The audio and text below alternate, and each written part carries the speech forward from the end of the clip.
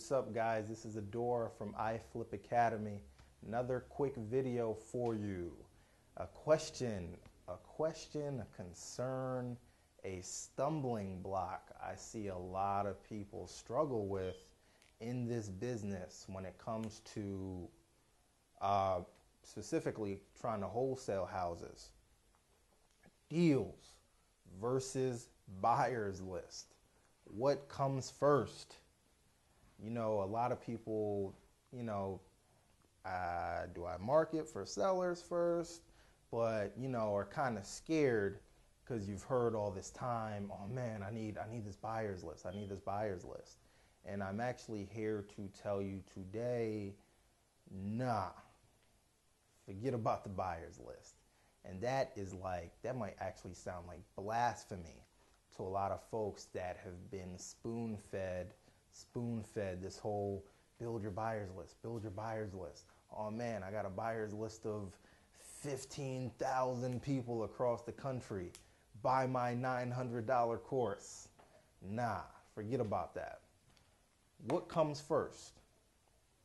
Learning actually, one, how to generate leads, then actually two, when those leads start coming in, how to properly evaluate them.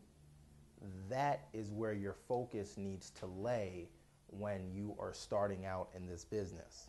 Why? You might be like, no, but what if I get this deal and I don't know who I'm gonna sell it to?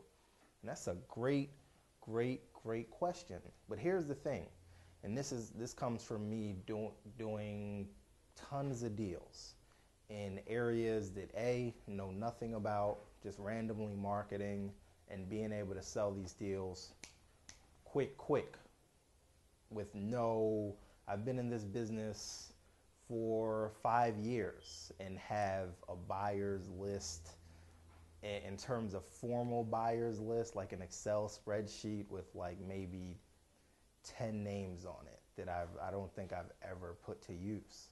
Why? Because I'm able to put killer deals together. Meaning, I'm able to find them, then I'm able to put the proper valuation number on them so that I'm in at the right number and I'm still able to sell it at a very attractive number. So what happens when you have a solid deal? Buyers actually come out of the woodwork. So the second question, how important is the buyer's list? Not that important if you learn how to put solid deals together. That is where your focus needs to be. And I'm gonna repeat it. Learn your target area. Know what a deal looks like. A question I ask a lot of folks that I speak to via Facebook and just randomly meeting people and talking about this business, what does a deal look like? And I actually probably, now that I say this, I'll discuss this in another video, but if you don't know what a deal looks like in your target area, your buyer's list could be you could have Donald Trump on your buyer's list if you want, and it's still not gonna make any sense. It's not gonna translate, because when you do a not so solid deal, and you try to put junk together, go ahead and pitch it to that large buyer's list, and nobody's gonna care. Because you put together a junk deal. Learn to put solid deals together. For example, I've put deals together so solid as far as numbers that I'll just reach out to what I call a gatekeeper of certain neighborhoods. So your gatekeeper shortly is someone that has access to a lot of buyers in a specific area. For example, I've done a lot of deals in a specific area in my local market of South Philadelphia. And in this particular little area, it's a big Asian population. So it's a lot of Asian buyers. So what happens when I get a deal, the numbers make sense. So I'm able to call what I call my gatekeeper in that area and say, look, I got this deal on so street. These are the numbers. Let me know. And within hours, if not shorter, this person gives me a call back like, look, I just had a couple buyers go through. These are the offers, blah, blah, blah. Last deal I did with these folks, I made like $25,000. No buyers list in that area, nothing like that. Just knowing how to put together a solid deal, and then knowing that area enough to know what's going on in that area, who the buyers are in that area. And you could do this simply by public records. Don't friggin' go out and buy a $1,000 course that is just gonna teach you how to do something that you can actually do for free, which is search through public records. Another way I found buyers, very simple, is, so you got a deal in a certain zip code, boom, pull via public records, which is free. Once again, public records is free. You don't have to pay anybody for it.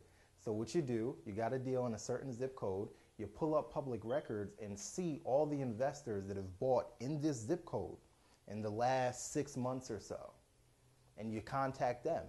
So what does this look like? Say I purchased a property on 1100 Main Street 2 months ago, and I bought it for $30,000. And now you have a property on 900 Main Street, 2 blocks away, and you're in it at like 15 and you're trying to sell it for like 27. So you contact me. I'm a proven buyer. I've already purchased property, so that I like the area, and I have 1 or 2 or how many ever properties there, and I've done a deal there recently. And you contact me and you say, look, I saw you purchase this property at 1100 Main Street. I actually have a property at 900 Main Street. Check it out. Logic would say that if I already bought in the area and I have cash to buy more and I'm looking for more, and you actually have a deal similar or a better deal than the one that I recently did, why would I not buy that property from you? And that's just very simple. But what happened first?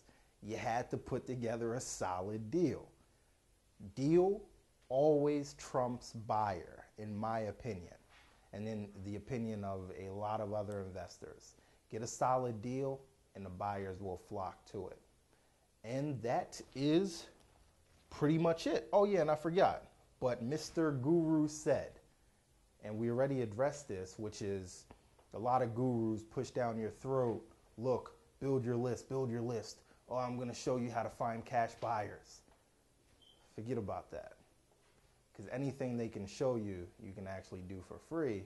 And I'm not throwing salt in anybody's game, but focus here. Focus on the deals, my friends. Focus on the deals and the buyers will come. And that is it. See you later.